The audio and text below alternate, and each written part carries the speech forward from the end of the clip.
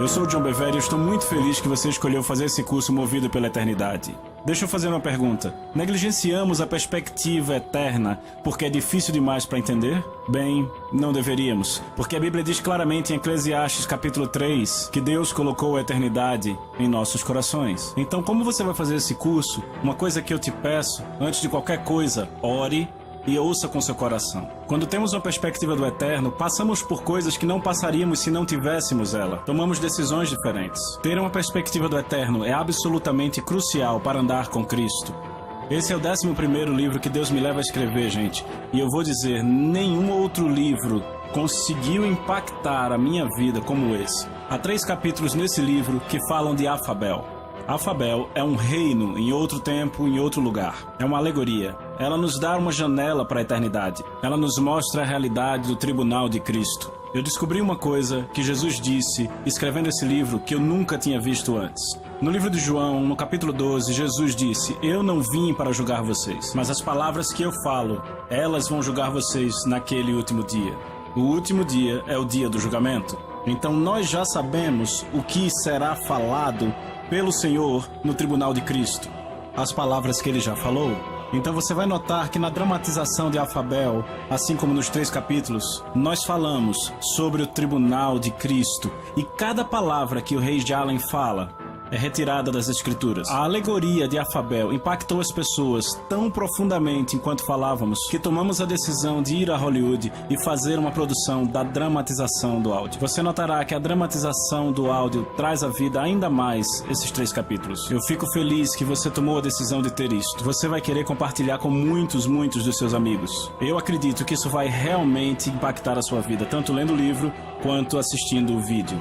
Eu peço a você, por favor, compartilhe isso com os outros. Primeiro, é tão importante que comuniquemos o Evangelho de Jesus. É um comando de Jesus. Vão por todo o mundo e preguem o Evangelho. Nós da Messenger International fazemos a nossa parte, levando a você. Mas você tem que fazer a sua parte. Você tem que passar para os seus amigos. Você tem que passar o áudio, passar o livro e até convidá-los a assistir esse vídeo. Eu digo, faça uma reunião na sua casa. Chame as pessoas para assistir. Gaste tempo falando sobre isso. Isso é algo que Deus enfatiza ao seu povo. E eu não vejo isso acontecendo muito hoje na igreja.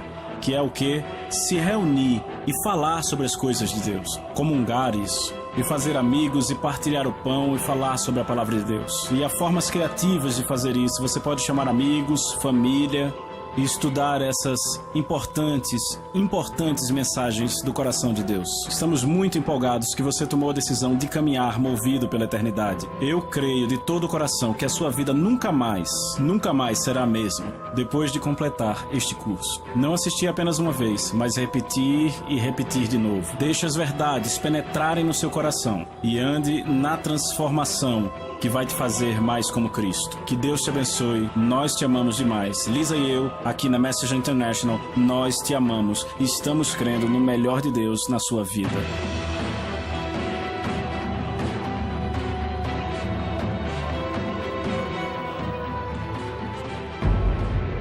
The countdown begins. Every moment counts. Now, for the believer, it's not where you'll spend eternity. For the believer, it's how you'll spend eternity. The decisions you make today determine where and how you will spend eternity. You will not be judged on what you did. You will be judged in the light of what you were called to do. At the zenith hour, there's no second chance. Whatever we do in this zero time determines how we're going to spend eternity. Life is but a vapor. If you really want to know the truth, every one of us are going to touch people's lives if we just do what we're called to do. This 12-part series will challenge you to confront your motives, making your life count from this moment on as you face your own eternity with great confidence on Judgment Day.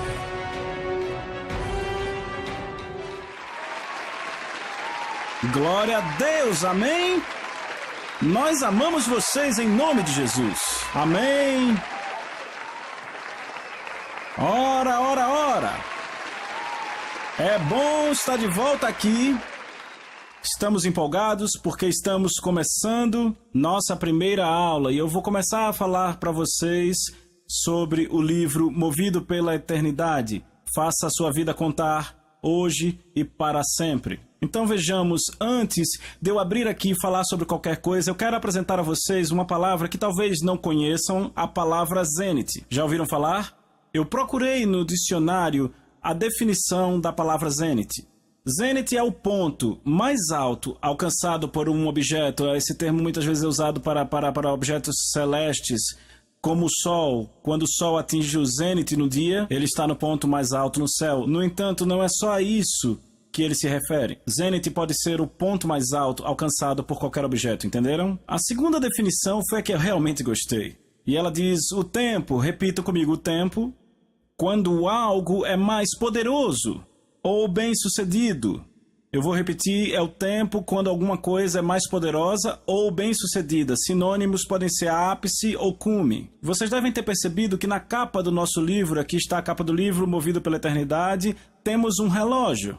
E por que nós temos um relógio na capa desse livro, sabe? Toda vez que Jesus falou sobre o eterno, ele está sempre falando da hora zênite, que são 12 horas. Notaram? À meia-noite uma voz veio, correto? E se você olhar, 12 horas é a hora zênite. Quer dizer, durante o dia é a hora que o sol está mais alto no céu, certo?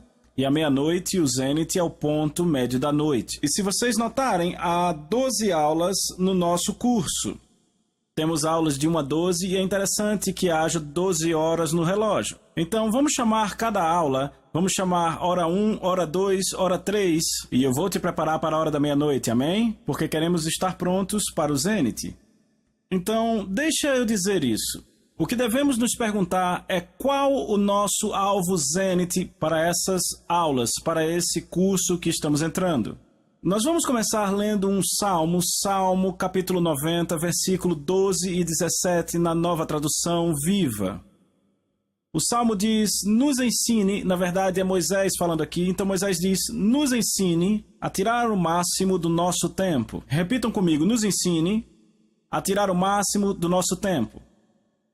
E faça os nossos esforços bem-sucedidos.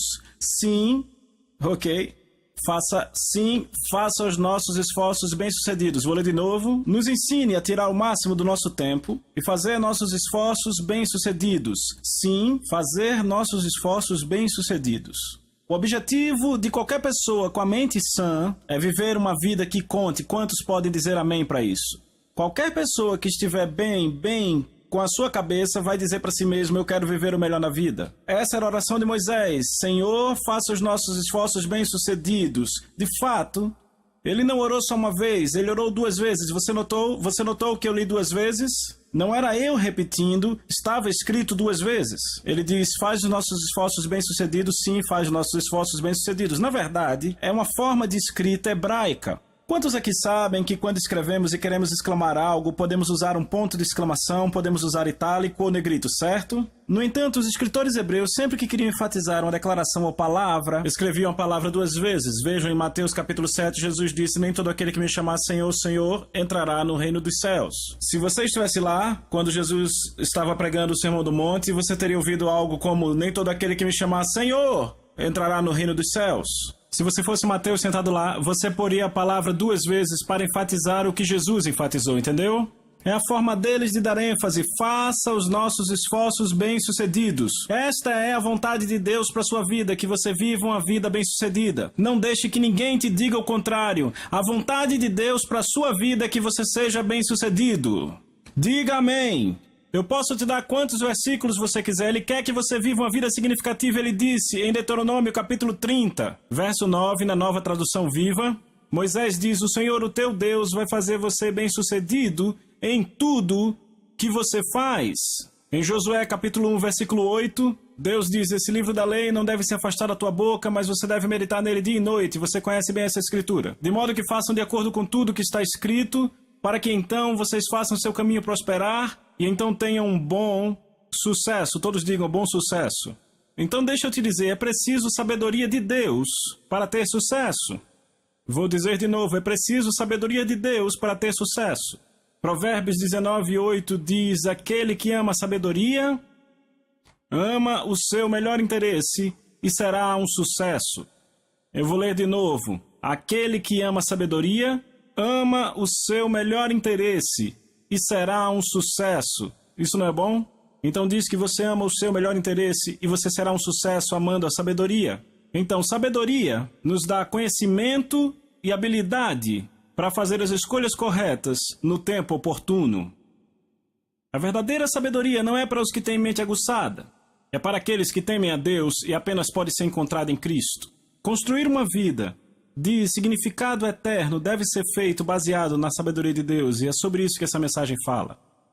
A sabedoria traz sucesso, e se você tiver sucesso, você vai ser recompensado por isso. Como eu sei?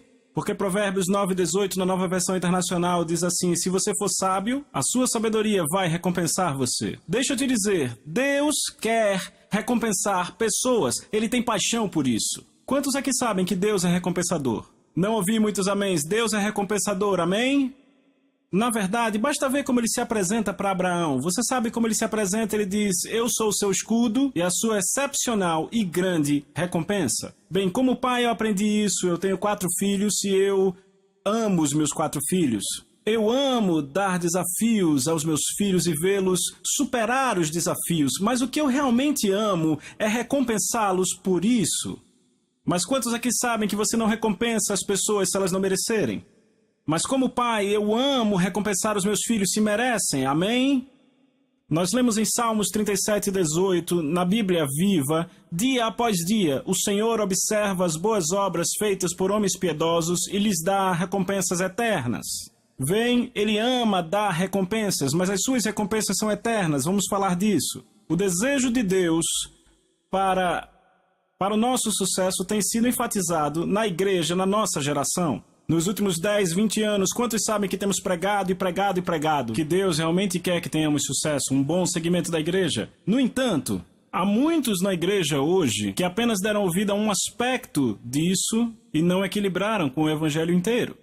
Como resultado disso, nós temos muitas pessoas que pegaram as promessas de Deus, porque quantos sabem que as promessas de Deus vão te trazer prosperidade, vão te dar sucesso, vão te dar bons relacionamentos, vão te dar um bom casamento, mas algumas pessoas têm pego as promessas de Deus e têm usado mais para viver o hoje, ao invés de olhar para elas do ponto de vista eterno. Vocês estão comigo? Se vocês apenas olham para os princípios de sucesso de Deus e não olham para o conselho completo da palavra de Deus, acabarão, possivelmente, alimentando uma vida que vive para o hoje, que busca o sucesso para o hoje. E a única diferença entre você e o mundo será que o mundo vive para o sucesso hoje, mas você tem promessas para embasar isso.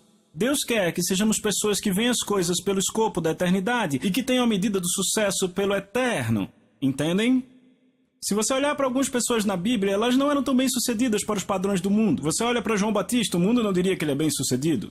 Qualquer cara que mora no deserto, que se alimenta de mel silvestre e gafanhoto e que anda por aí com um cinto amarrado na cintura, não é um cara bem-sucedido para os padrões do mundo. Elias não parecia bem-sucedido vivendo às custas de uma viúva que estava prestes a morrer, mas ainda assim ele foi bem-sucedido, entendem? João Batista foi definitivamente um sucesso. Então o que devemos fazer como crentes é ter uma perspectiva eterna do sucesso. Do contrário, vamos começar a viver para o hoje. Porque deixa eu dizer uma coisa, amigos, todos nós um dia vamos estar diante do tribunal de Cristo. Bom lugar para dizer amém. E quando isso acontecer, nós vamos descobrir se a nossa vida, se construímos nossa vida para ser medida com os padrões eternos ou se construímos nossa vida para ser medida com os padrões temporários. Então vocês não acham que é uma boa ideia se nós olhássemos o que Deus tem a dizer sobre ser bem-sucedido ou ter significância? Você pode dizer amém? Então antes de fazermos isso, precisamos estabelecer o eterno. O que é a eternidade? O que é o eterno? Você pode abrir a sua Bíblia comigo em Eclesiastes capítulo 3. Então, antes de qualquer coisa, vamos estabelecer o eterno. Enquanto vocês estão abrindo em Eclesiastes, capítulo 3, eu quero ler para vocês em Jó, capítulo 36, versículo 26. Certo? No livro de Jó, capítulo 36, versículo 26, na Bíblia Viva, nós vemos: ninguém pode começar a entender a eternidade. Jó 36, 26 declara, na Bíblia Viva, ninguém pode começar a entender a eternidade. Agora veja Eclesiastes capítulo 3, versículo 11, por favor. E lemos: ele fez todas as coisas belas ao seu tempo. Repita, tempo. Quantos sabem que Deus é o Senhor do nosso tempo? Da mesma forma, Ele colocou a eternidade em seus corações. Deus colocou a eternidade no coração de cada ser humano. Então, eternidade, o que é isso? Como pode ser definido? Isto é fantástico. Em um dicionário onde eu procurei, a palavra eternidade me deu essa definição: tempo infinito. Em outro dicionário, onde eu procurei a palavra eternidade, me deu esta definição: o estado de existir fora do tempo. Então, um dicionário diz tempo infinito e o outro dicionário diz o estado de existir fora do tempo. Eu achei isso hilário. Por que é que nunca questionaram isso? Suponha que o dicionário fosse um livro de ciências e desse a definição de um peixe e um livro de ciências dissesse: um peixe é um anfíbio que vive dentro da água.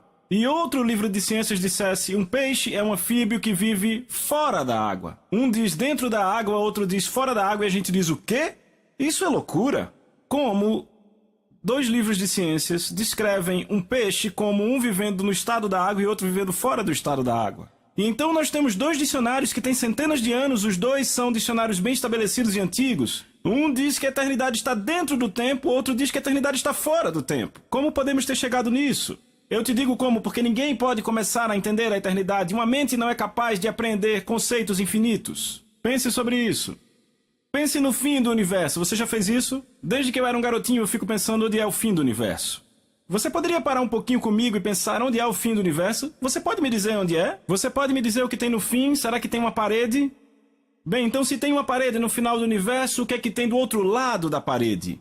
Se não tem nada do outro lado da parede, então você concorda comigo que o universo vai mais longe? Você não consegue apreender o fim do universo porque a sua mente não apreende coisas infinitas, você entendeu? Agora pense comigo num poço sem fundo. Como, pelo amor de Deus, você pode imaginar caindo para sempre e sempre? Não, pera um pouquinho, pensa comigo, duas coisas estão confundindo nossa mente aqui. A primeira é cair para sempre, nunca parar. A segunda coisa é não ter fundo, para todo sempre. Isso bagunça sua mente. Agora pense em Deus. Ok? Então pense em Deus, por favor, um minuto, ok? Vamos lá. Deus. Onde ele começou? Quando ele se tornou Deus? Quer dizer, quem deu a luz a ele? E alguém pode dizer, ele sempre foi Deus, está completamente certo. Mas me fale sobre isso, com a sua mente. Agarre o conceito, por favor, com a sua mente. Você não consegue. Porque Deus fala em Salmos 92, antes que os montes nascessem, se formassem a terra e o mundo, de eternidade, do para sempre, a eternidade, ao para sempre, tu és Deus. Ele sempre foi Deus, é Deus hoje e sempre será Deus. Para sempre e sempre ele é Deus. Tente entender isso com a sua mente. Você não consegue, mas o seu coração sim. Então, o que é inalcançável, ouça com atenção, o que é inalcançável para sua mente foi colocado nos nossos corações pelo Criador. Eclesiastes diz, ele colocou a eternidade em nossos corações, mas é inalcançável para nossa mente. É por isso que a Bíblia fala em Salmos 41, o tolo disse em seu coração, não há Deus. Agora note que a Bíblia não diz, o tolo disse em sua mente que não há Deus. Veja, o ateu diz que não há Deus, não é verdade?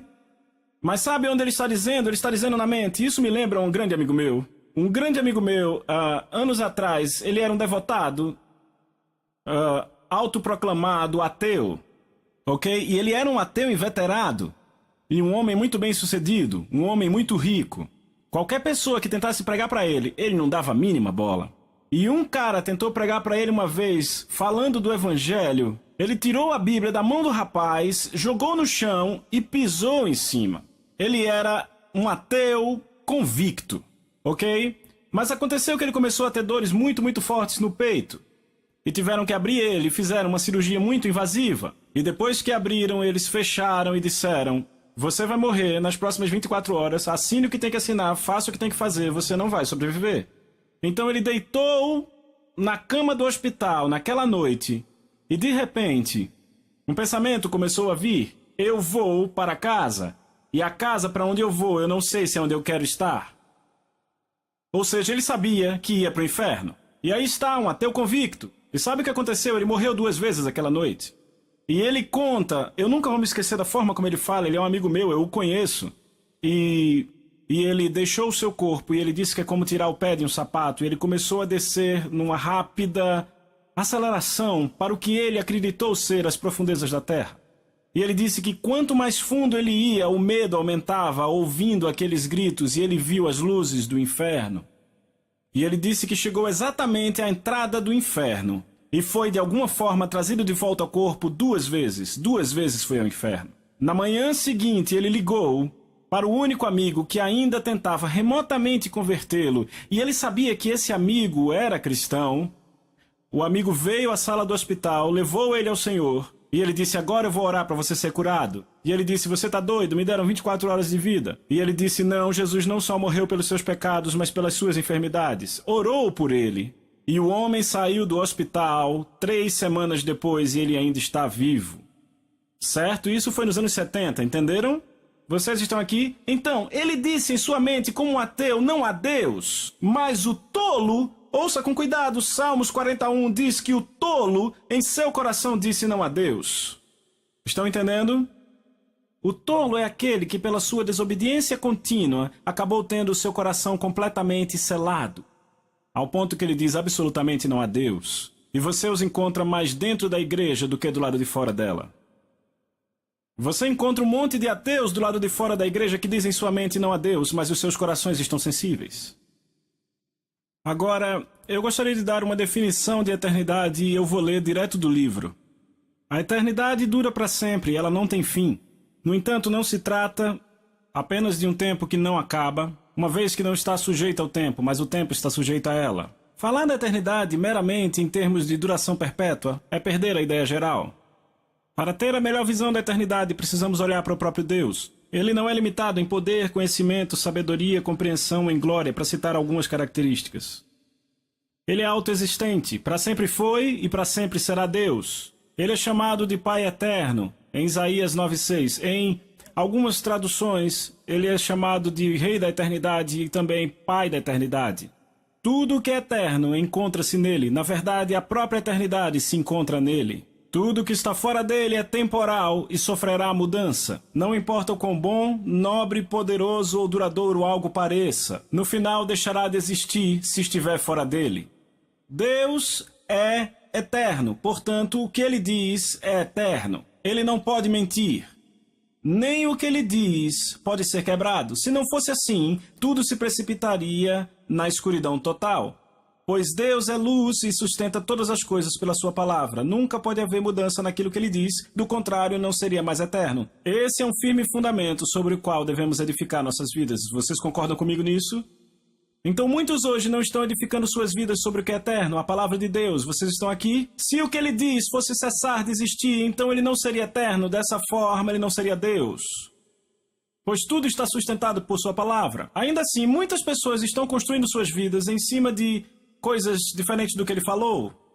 Muitas pessoas estão construindo suas vidas em cima de pensamento cultural, em tradição, em suposições e sentimentos emocionais sobre quem Deus é.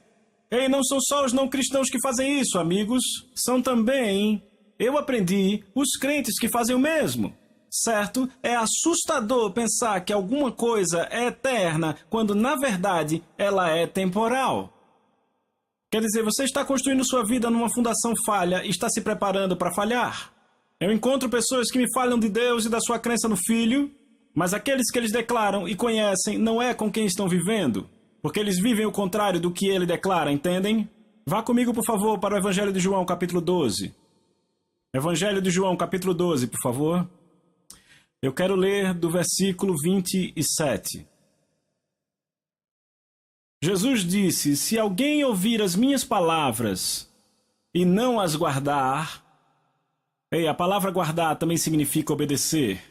Então vamos ler dessa forma, porque na Nova Tradução Viva, ele diz: se alguém ouvir as minhas palavras e não me obedecer.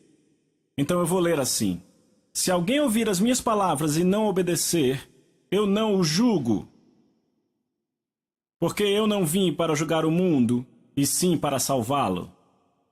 Quem me rejeita e não me obedece, e não recebe as minhas palavras, não obedece às minhas palavras, tem quem o julgue. A própria palavra que eu tenho proferido, essa o julgará no último dia. Repitam comigo: último dia. O último dia é outro termo que se refere ao julgamento. Certo? Se você for ver na Nova Tradução Viva, ele vai dizer o dia do julgamento, ele não diz o último dia. Então Jesus está falando algo aqui. Já sabemos o que será falado no julgamento. Será o que ele já falou? Ele disse: eu não os julgo, mas eis o que os julga, as palavras que eu falo hoje os julgarão naqueles dias. Então já sabemos o que será falado no tribunal de Cristo. É o que ele já falou. Todas as coisas serão julgadas em linha com o que ele já falou. Então, você não acha que é sábio se gastarmos algum tempo para investigar o que ele falou, se é isso que nos julga? Sabe, a Bíblia fala de julgamentos. Na verdade, a Bíblia fala, que eu saiba, de 3 julgamentos. Fala do julgamento dos santos. Na verdade, há mais julgamentos. Fala do julgamento dos santos. Fala do julgamento dos incrédulos. Fala do julgamento dos anjos. Fala do julgamento das nações. Estão acompanhando? E tudo o que vai acontecer nesse julgamento é de acordo com o que ele já falou. Então nós já sabemos, ou é melhor nós descobrirmos o que ele fala? Você pode dizer amém? Então, algumas pessoas pensam, e essas são as não salvas, elas pensam que Deus vai considerar tudo o que eles fizeram, tudo que eles fizeram de bom e tudo que fizeram de mal, e se o bom for maior do que o mal, então tudo bem, vão ficar bem, talvez um pouco de punição, talvez um pouco de sofrimento, mas vão ficar bem. Esses são os ímpios, mas nós crentes sabemos melhor do que isso, não é? Mas eu descobri que tem muitos crentes que acham que não vão ficar diante de Jesus como um juiz. Eles dizem: bem, todo julgamento já aconteceu no Calvário e eu não vou ficar diante de Jesus sendo ele o meu juiz. E eles estão confiando no seu tipo de misericórdia não bíblica. Mas a Bíblia é muito clara, e nós vamos pegar muito pesado nisso nas próximas lições, que todos, homens ou mulheres, sejam crentes ou incrédulos, estarão diante do tribunal de Cristo. Claro que haverão julgamentos diferentes. O julgamento para os crentes e o julgamento para os incrédulos, mas todos estaremos diante dele como juiz. E no que cabe aos crentes, a Bíblia é muito clara. Eles vão prestar conta do que fizeram no seu corpo, nesta terra, seja bom ou mal. Repitam comigo: bom ou mal. E alguns crentes têm esse conceito errado de que haverão apenas recompensas. Vão ficar diante de Jesus e recompensa. Não. E você vai ver que a Bíblia não diz isso. Então, se você está acreditando nisso, está acreditando no ensino não bíblico. É um bom lugar para dizer amém. Muitos crentes não acreditam que vão ficar diante de Jesus como juiz porque ele é o Salvador. Eles são os que vão ficar mais surpresos. Eu penso que os crentes vão ficar mais surpresos que os incrédulos. Sabe, muitos crentes acham: tudo vai se acertar. Mas não é o que a Bíblia diz, não vai simplesmente se acertar. Porque eu vou mostrar a vocês nas próximas aulas como a Bíblia diz que é melhor você estar completamente ciente do que vai acontecer. Mas a maioria não está. Na igreja eu estou falando. Certo? Então, como ter confiança no dia do julgamento? Porque a Bíblia diz que podemos ter confiança. Vá comigo para 1 João 4. Eu vou te mostrar como, desde o começo, podemos ter confiança diante dele no tribunal. 1 João capítulo 4, versículo 17, na verdade eu vou ler aqui na Nova Tradução Viva. 1 João 4, 17.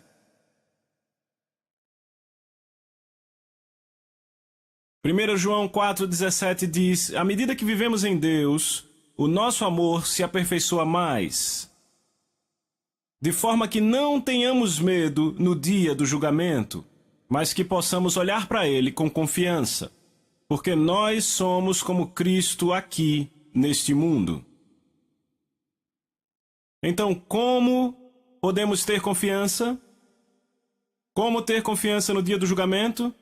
Porque estamos crescendo em seu amor. Você ouviu o que ele disse? Porque o nosso amor se aperfeiçoa mais. Repitam: amor.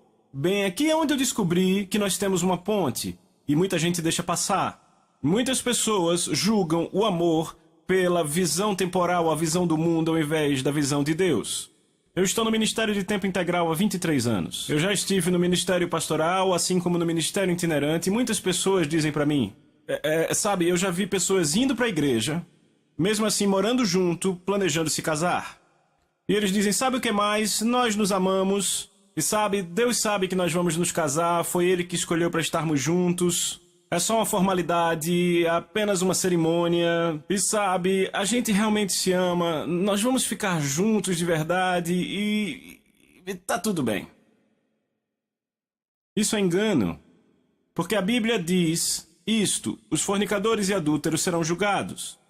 Bem, eu ouvi isso da boca de muita gente, e o vi mais de uma vez. Eles olham como se fosse amor, mas não está baseado na verdade. O amor deles está baseado no que a sociedade considera bom. Vocês estão entendendo? Porque a sociedade é moldada na sua própria definição do que é bom. Eu ouço homens de negócios dizendo: sabe, eu sei que o que eu estou falando não é exatamente verdade, mas esse negócio vai ser muito proveitoso para eles e sabe, eu estou ajudando eles, fazendo com que eles evitem essa longa negociação e eu sei que é o melhor negócio para eles, então eu vou dar uma enroladinha aqui e vai ficar tudo bem. Isso não é amor. É mentira. E a Bíblia diz que os mentirosos irão para o lago de fogo, entendeu?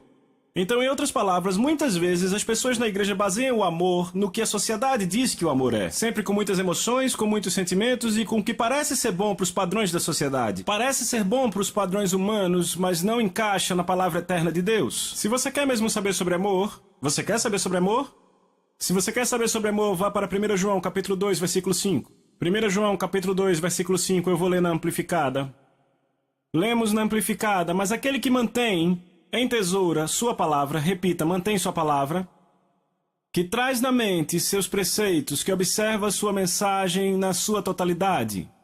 Verdadeiramente nele tem o amor de ir para com Deus, sendo aperfeiçoado, alcançando a maturidade. Por isso percebemos, sabemos, reconhecemos e temos certeza que estamos nele. Então, como em nós o amor de Deus amadurece? Guardando sua palavra na totalidade. Repitam comigo: na totalidade. Eu posso te mostrar mais, apenas passe algumas páginas para 2 João. 2 João, algumas páginas para frente. O apóstolo João diz isso, veja no versículo 6. Isto é o amor. Todos repitam: isso é o amor. Quer saber o que é o amor? Eu vou te dizer o que é o amor. Está aqui, é a verdade. Isso é o amor, que nós andemos, repitam comigo, andemos de acordo com seus mandamentos. Então, se você quer saber a verdade, o amor é a verdade. Guardar os mandamentos de Deus. Eu nunca esqueço o que Deus disse para mim uma vez. Ele disse: filho, onde foi que eu disse que o amor é bonzinho? E eu pensei e disse: eu nunca li na Bíblia que o amor é bonzinho. E ele disse: você não vai achar. E de repente eu percebi que a minha definição de amor estava errada. E eu comecei a estudar o que o amor realmente era. Se quer saber a verdade, o amor é verdade. E é guardar os mandamentos dele, porque ele é o amor. Eu disse: ele é o amor. Mas quantos aqui sabem que manter seus mandamentos na sociedade, Pedro disse, que é ir contra a corrente? Vocês estão aqui? Então, a chave é saber o que o rei espera e deseja. Guardar sua palavra. Porque isso é o que vai nos julgar no dia do julgamento. Sabe o que isso me lembra? Isso me lembra quando eu estive em Singapura. Eu já estive em Singapura 10, 12 vezes. E toda vez que eu vou para Singapura, uma coisa me chama a atenção. Quando você voa para aquela nação, no cartão de entrada, você sabe, tem que preencher um cartão de entrada. Você lê no cartão: morte aos traficantes de drogas. Bem, eu fui investigar isso no último fevereiro que eu fui lá, e eu descobri que você é condenado à morte se você tiver uma certa quantidade de drogas e certos tipos de drogas em Singapura. Bem, eu preguei na Holanda muitas vezes. Vocês sabem que é permitido fumar maconha na Holanda. É permitido. Então, imaginem um garotão holandês e ele voa da Holanda para Singapura. Ignora completamente o cartão de entrada. E ele chega em Singapura e começa a distribuir a sua droga com seus novos amigos de lá. Ei, cara, isso é uma coisa legal, pega aí, esquece dos problemas, do estresse. E ele é preso. Colocado na cadeia. Então ele é trazido diante do juiz, o dia do julgamento chega, e é declarado culpado. E é enviado à forca. É assim que eles fazem, ok? E é enviado à forca, certo? O jovem olha para o juiz e diz: peraí, por que a forca? O juiz diz: você quebrou nossa lei. E ele diz: peraí, de onde eu venho é permitido. Isso não acontece no lugar de onde eu venho, não é assim. E o juiz diz: você não está no lugar de onde você veio. Aqui é contra a lei. Estão entendendo? Então deixa eu te dizer, aqui está esse homem no corredor da morte. E eu vou dizer, eles não retrocedem lá. Lembram do garoto que depredou um carro, ele era americano, anos atrás em Singapura, e ele foi sentenciado a levar varadas? Até o presidente Clinton tentou interceder. E não funcionou, porque ele quebrou as leis deles. Estão entendendo? Bem, a coisa que temos que entender é que quando estivermos no tribunal de Cristo, ele não vai dizer, sabe, América era uma cultura muito liberal e eu entendo que você se esforçou. João disse, todo aquele que guardar sua palavra na totalidade. Você já notou quantas vezes na palavra Deus diz, guarda com diligência, guarda com diligência, guarda com diligência. E o que acontece é que a gente chega no Novo Testamento e aí dizemos, sem problema, tudo já foi resolvido, a graça foi dada, podemos fazer o que quiser. A graça não funciona assim, amigo.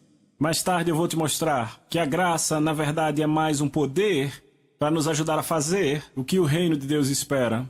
Não uma cobertura para que possamos viver completamente sem lei, contrários às leis do reino. Bom lugar para dizer amém. Então, recompensas. Vamos falar de recompensas nessas próximas 12 sessões. E como eu disse, há mais de um julgamento. Há o julgamento para os crentes, julgamento para os incrédulos, julgamento para os anjos. As decisões vão variar no tribunal de Cristo. Haverá perda e haverá punição. Mas também haverá recompensas sobre as quais falaremos depois. E me deixem apontar algo para vocês hoje à noite, que é o seguinte. As decisões que são tomadas no tribunal de Cristo são eternas, são chamados julgamentos eternos. Vamos falar disso na próxima lição. Repitam comigo, julgamentos eternos. O que isso significa é que as decisões tomadas no tribunal de Cristo não serão nunca mudadas. Não é como se você pudesse ir lá e apelar, tipo, por alguns anos após o tribunal de Cristo. Você não poderá fazer isso. Agora, para o crente, não é onde vamos passar a eternidade, é como vamos passar a eternidade. E vamos falar disso em profundidade nesse curso. Porque nas lições que virão, o que eu vou fazer é falar com vocês sobre o julgamento dos incrédulos. Isso dará 1/3 do livro. E 2/3 do livro sobre o julgamento dos crentes. A Bíblia tem muito a dizer sobre esse assunto. Eu fiquei impressionado como a Bíblia fala disso, sobre o julgamento dos crentes. E vamos falar disso, porque Paulo fez uma declaração. Eu quero que você abra no capítulo 9 de 1 Coríntios, versículo 24, estou lendo na Amplificada. Vocês não sabem que, numa corrida, todos os corredores competem, mas apenas um recebe o prêmio. Agora ouça isso. Então corra sua corrida, para que você possa pegar o prêmio e torná-lo seu. Vocês ouviram isso? Eu vou ler de novo. Então corra sua corrida, para que você possa pegar o prêmio e torná-lo seu. Mas todo atleta que vai ao treinamento se conduz com temperança e se restringe de todas as coisas para uma coroa que logo perecerá. Mas nós fazemos para receber uma coroa de duração eterna, que não perece. Desta forma, eu não corro sem certeza, sem alvo definido. Repitam, alvo definido. Eu não dou socos como se estivesse acertando o ar, sem um adversário. Agora, na nova tradução viva, ele fala assim: então eu corro direto para o objetivo, com um propósito em cada passo. Agora, amigos, deixa eu te dizer. Ele diz, eu corro para vencer e eu corro com um propósito em cada passo. Você não compete com outros, e sim com você mesmo. Não tem ninguém mais contra quem você corre a não ser você mesmo. Veja, numa corrida, e ele deixa isso muito claro, pessoas correm contra outras pessoas, mas nesta corrida você corre contra si. Vocês entendem? E Paulo diz, eu corro com propósito em cada passo. Então eu descobri isto, que muitos crentes ainda não contemplaram isso. Eles não estão prontos para a eternidade. Eles usam as promessas de Deus para viver com sucesso agora, mas não estão se preparando para a eternidade. Mas Paulo diz, estou correndo para receber uma coroa que vai durar para sempre. Mas é claro que ele está dizendo, estou correndo pelo prêmio. Então se alguém chegar para você e disser, irmão, você precisa ser humilde, um doce servo do Senhor, não dê ouvidos. Não foi isso que Deus disse.